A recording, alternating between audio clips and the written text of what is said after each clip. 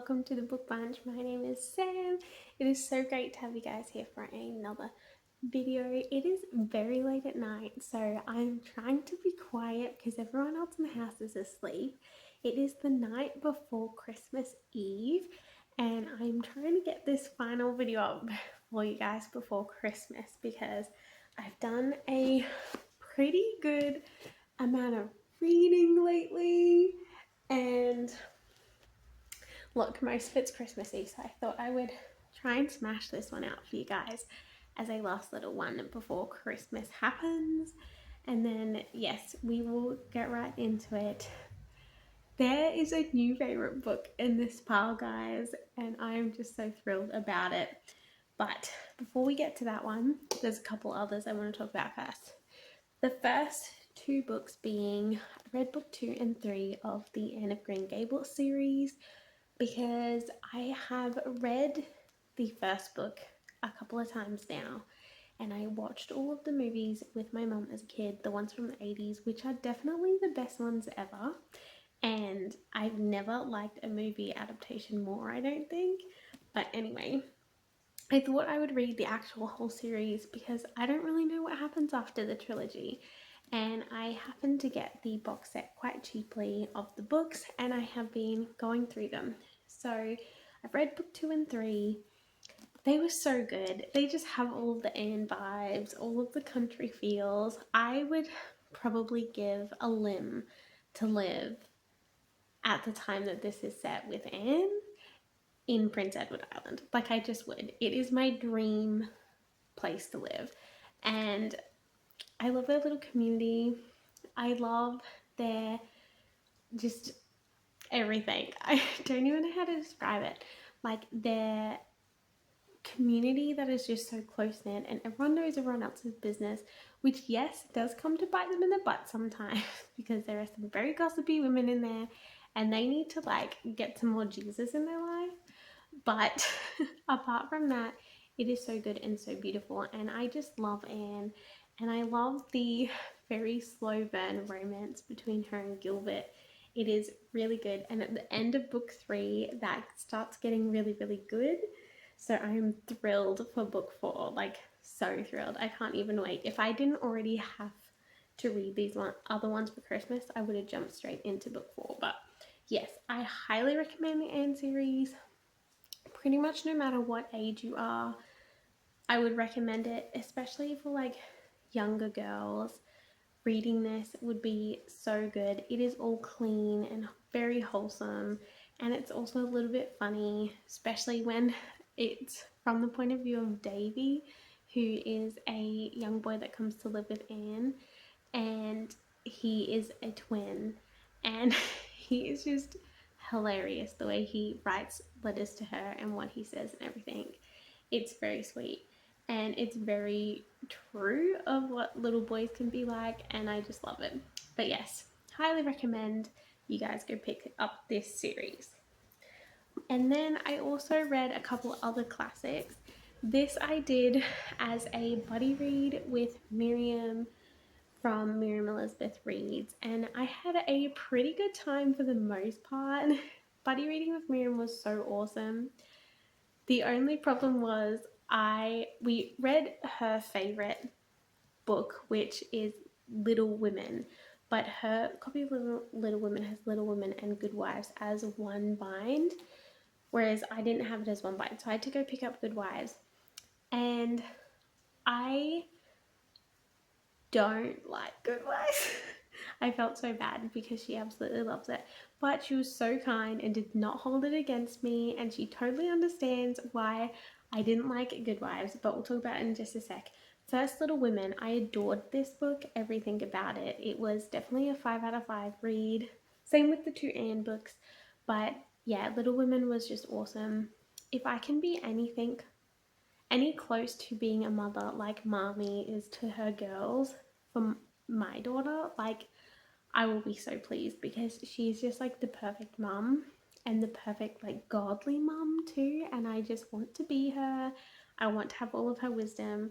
She is just so amazing and sweet, and I just love how wholesome Little Women is. It was just very perfect, and I strongly relate to Jo because I too cannot control my anger, and I totally vibe and feel the same way about trying to control it and it being my greatest weakness. So, yes, definitely recommend Little Women. Again, this is an all ages kind of read. It's just good and it never stops being good. So, definitely pick that one up. But Good Wives, guys, I did not like it because I did not like who ends up with who, and I don't know. It also was a little bit boring in places. I found that I skimmed this a lot more than Little Women. Like Little Women, I read word for word, whereas Good Wives, I kind of skimmed bits and pieces. But spoilers, guys, spoilers. But what the heck was with Joe's choice? I don't understand. I don't understand, and I do not agree with Laurie. Like, he loved her and claimed he loved her and would never love another woman, and then, like, not even 6 months later, he's married to her sister. Like, that is just so messed up and disgusting, in my opinion. And I know that's probably what it was like in the day, but I think I didn't like it because of how flippant he was with his words and his feelings, I guess. Because, like, even if it was the time to, like, marry like that, that's fine. I can sort of get over that. But don't claim that you love her more than anyone and you'll never love another woman again and then, yeah, immediately fall for the sister. I don't like that. But anyway, and I don't like who Joe ended up with. I honestly would have preferred her to end up single forever. Like, that would have been fine. I also don't like that Joe seemed to be the only one that was super cut up about Beth's death. Like, that was super tragic, and she seemed to be the only one that really cared about it. Like, Amy was too busy off with Laurie in another country romping around, and I didn't like that. But anyway, please forgive me if you don't agree and you still love this like Miriam does. But that is Good Wives. I still recommend you give it a read because it is a good classic, but just be prepared that there is polarizing views. So yes, that is Good Wives.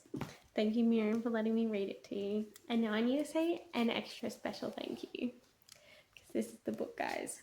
This is the new, like, it's definitely in my top maybe 5 or 6 books ever. I'm so in love with this book. I love this book, guys. It is like 5 out of 5, but like maybe even 6 out of 5 if you get my meaning. It is just so perfect in every single way. It is a fantasy and I love it, and it's so wholesome, and it's the perfect Christmas book, and I just cannot say enough. Like, this is how the Nutcracker should have originally been. And I love that it's got Pied Piper in it as well. That was really cool. I just love this, and I love that it was clean. I really hope that her other books are clean because I'm really interested in picking up some for other work because this was so good, and it was just perfection. And this cover, guys, it is stunning, absolutely stunning. Anyway, The Enchanted Sonata it's basically a Nutcracker Pied Piper retelling where this girl, she is a pianist and she is about to, like, basically peak in her career and perform at this special Christmas concert, and she would be performing with like the world's best pianists and everything and best musicians, and she's been practicing and practicing as hard as she can, especially since her dad died, who was also a famous pianist. And she's only like 15 or 16, I think, in this book, and she gets a nutcracker for Christmas that just randomly shows up under the tree, and her mum's like, I don't know where this came from, and her brother's like, I don't know where this came from, and she opens it and it's got this cute little nutcracker and he's got like sparkly eyes, and she like gets a book that goes with it that has her name on it, like in the title, and it's called Clara and the Nutcracker. And she starts reading this book, and it like tells her about the Nutcracker and how he kind of becomes the Nutcracker, and how there's like Prince who is about to become an emperor, who has been orphaned. He is about to become, yeah, the next emperor, and he feels like he hasn't proved himself, and like no one in the kingdom really takes him seriously because he hasn't had a chance to prove himself. And then the Pied Piper comes along and like messes up the kingdom hardcore by putting everyone under these spells that turn them into toys. And he turns the prince into this Nutcracker that can still talk and stuff, whereas the others are just straight toys. And then the fairies send the Nutcracker and the book to Clara, and then take her back with the Nutcracker and the book back to his world. And they go on this crazy adventure trying to figure out how to break these spells. And she wants to get home in time for this concert because it's like 24 hours before the concert or whatever. And it is just so wonderful and so magical and so perfect, and the love story is perfect, and you guys need to read this book. I really love this book. I'm like gushing over how much this was like the perfect read, because I literally like 5 minutes ago like before I started filming this book, I can't even talk now, before I started filming this video, like 5 minutes before, I finished this, and it was the perfect way to lead into Christmas. Like, I think every single year on oh my goodness, on Christmas Eve, I'm going to read this. This is my this is gonna be the book that I reread every year. It is. Like, I have never had a book that I like reread every year, but this is it, guys. This is it. This is taking the spot. So pick it up. 5 out of 5. If you like fantasy at all, if you like the Nutcracker at all, if you even like love at all, pick this up, please. 100% pick it up. Okay. On another good note is The Winter King by Christine Cohen. I love this author. She's amazing. You need to go check out her books and her Instagram and everything, because she's really cool.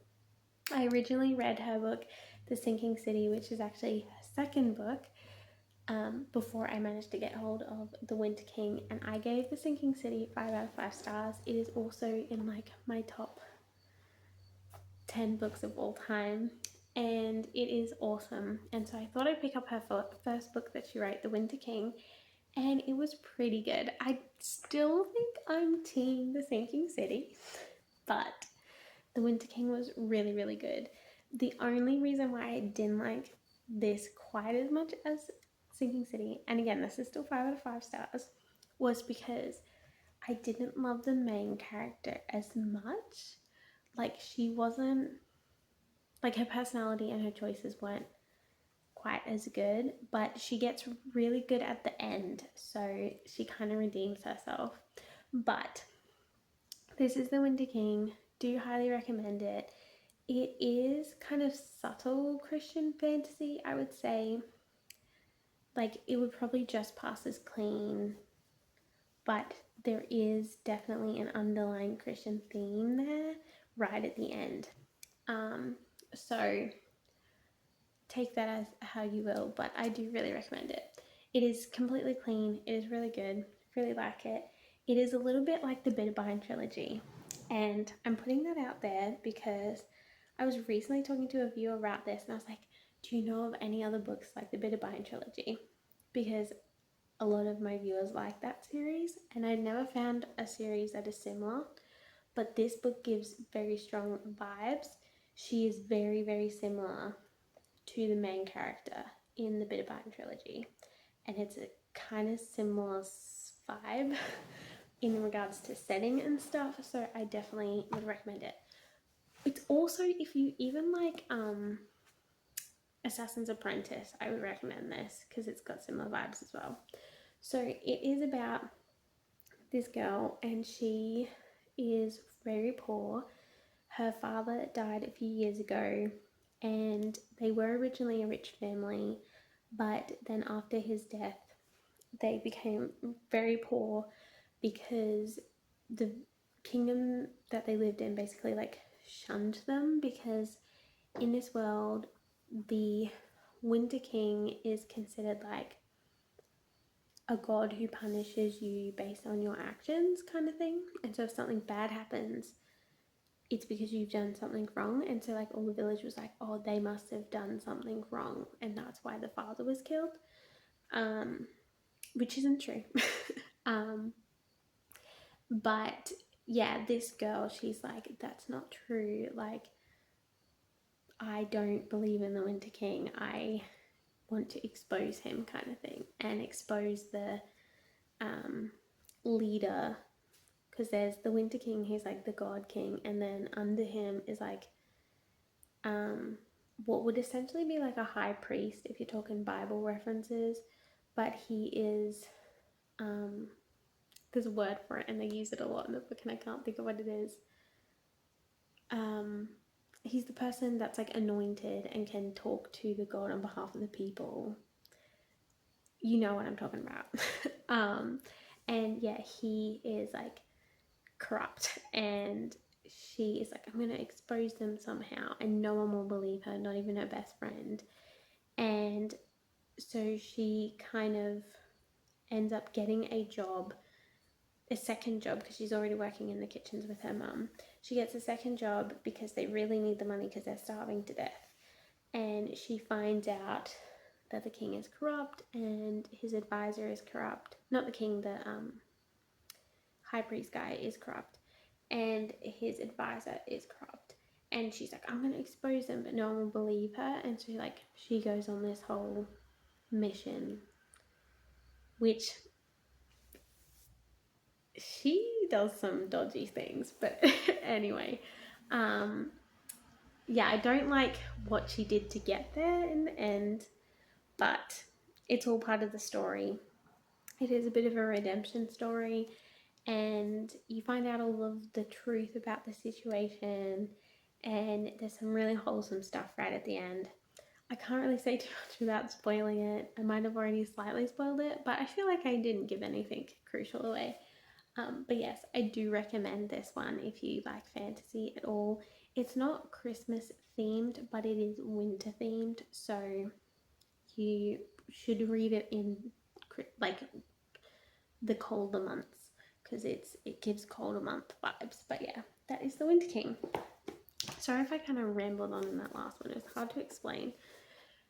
Then there is Once Upon a Wardrobe, which I have very mixed feelings about this, because I hated it, but it also made me cry.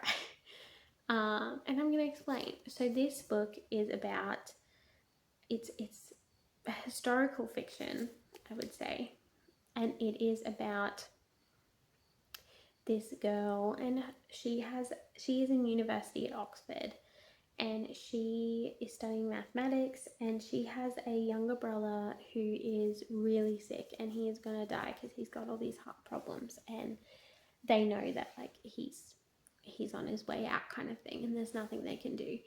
And he loves reading, and he reads Narnia, and he knows that there's more to Narnia than just it being a fantasy. And he knows that C.S. Lewis works at his sister's university. So he asks her, like, if you can give me anything before I die, find out for me, like,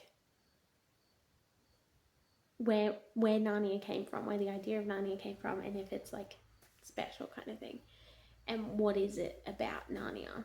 And so she goes on this mission to talk to C.S. Lewis and find out the answer to this question for her brother. And she ends up like meeting C.S. Lewis, and C.S. Lewis agrees, and they become fast friends. And like every other day she's at his house and he's telling her these stories about his life, which is basically meant to be like a puzzle where all the pieces kind of fit together, make up the answer to her question. But she, as a mathematical person, is like, just give me a straight answer. And he's like, I can't. Like, that's not how stories work. And yeah, so she goes home and she relays these stories about C.S. Lewis's life to her brother. And it's a really interesting story, and I liked the plot. I did like the plot. I did like the ending and it made me cry, but the writing was atrocious. I have never read such bad writing. I don't think that wasn't trashy. Like, her prose was all over the place. She kept jumping between first person, third person, and omniscient.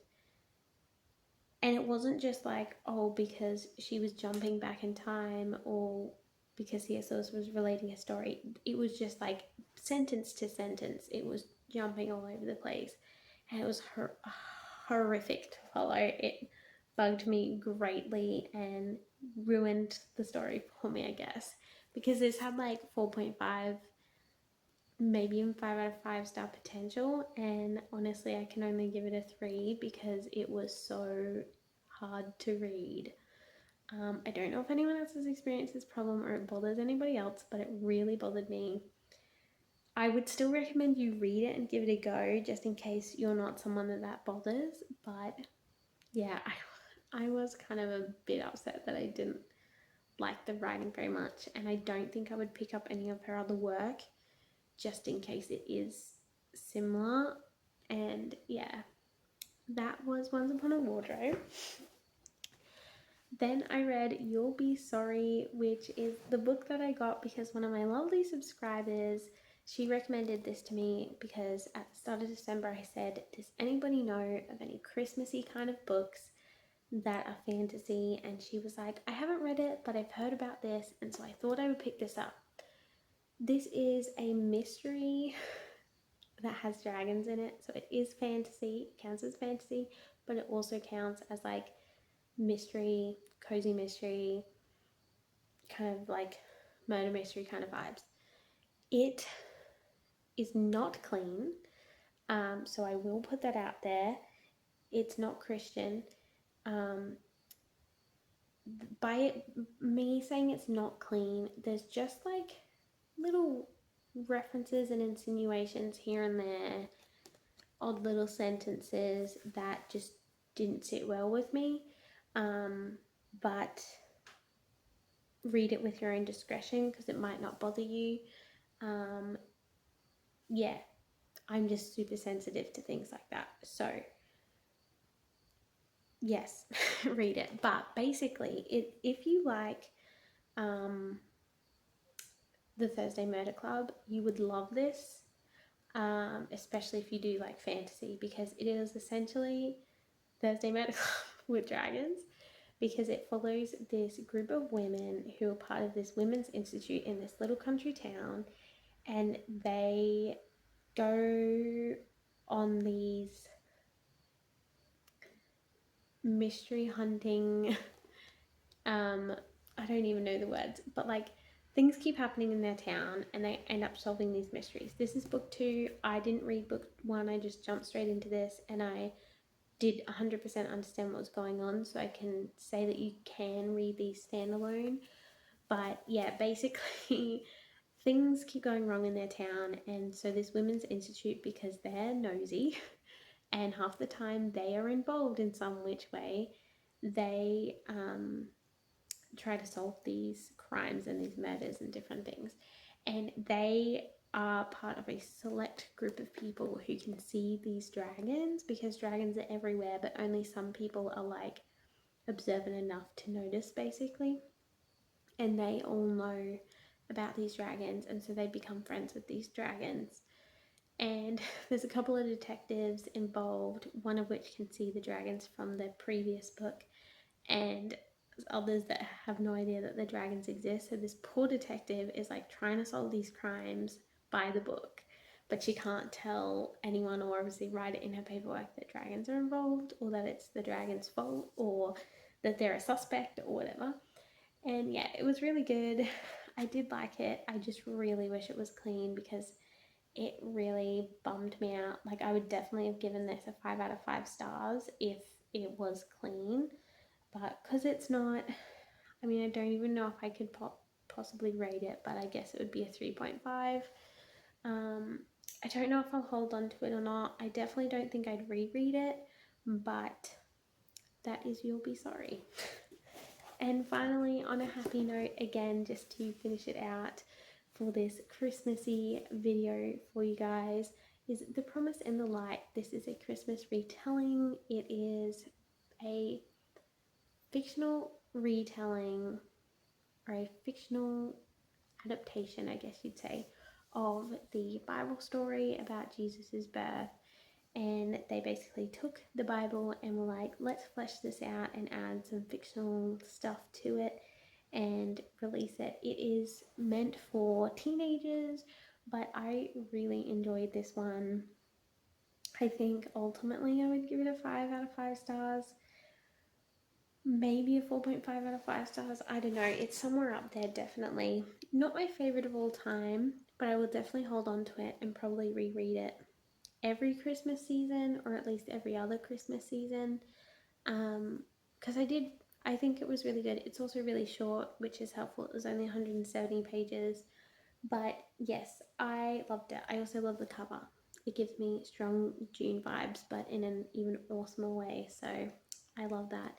But it was just really cool to me because I forget a lot of the time how young Mary and Joseph would have been.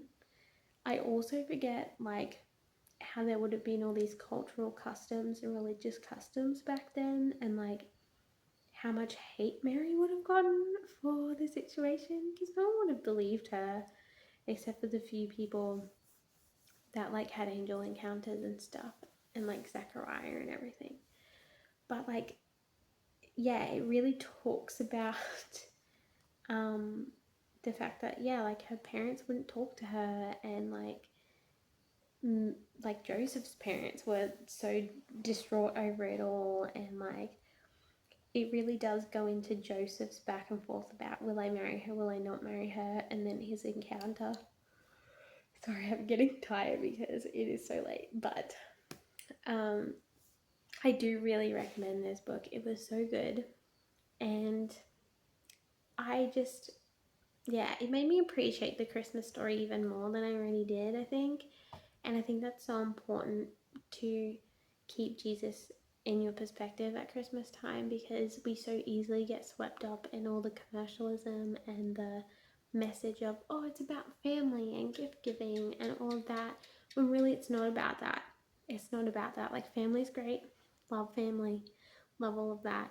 Jesus loves family, but that's not what this is about. This is all about Jesus coming to give us the good news, and how awesome that is, and how mind blowing it is that the Son of God became a man, became a baby. Like, that is mind blowing.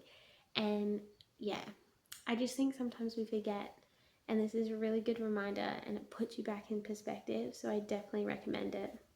It also blows my mind as, like, now that I'm a mother, realizing that like Mary, because back then formula and stuff didn't exist, so Mary would have had to breastfeed Jesus. Like, that just sits with me in a weird way. Because I can't even imagine that, you know? Like, that just seems so wild. I'm still yawning, sorry. But yeah, definitely recommend you guys get that one. Definitely recommend a lot of these in this pile. I had a really good week of reading, trying to get in all the Christmas books before Christmas. But yes, definitely put some of those on your list for next year. I know kind of Christmas is kind of a bit over now, and if you're going to keep reading through the Christmas week, like Christmas to New Year's, I do recommend you grab these ones. But if not, at least write them down so you can pick them up next year, because they are solid. And I highly recommend them, especially the Enchanted Sonata. It was so good. But thank you guys all for watching. Have the most merry of Christmases. Praise the Lord that He came, and happy birthday to my King. It is so awesome, and God bless you all, and I will see you in the next video. Bye!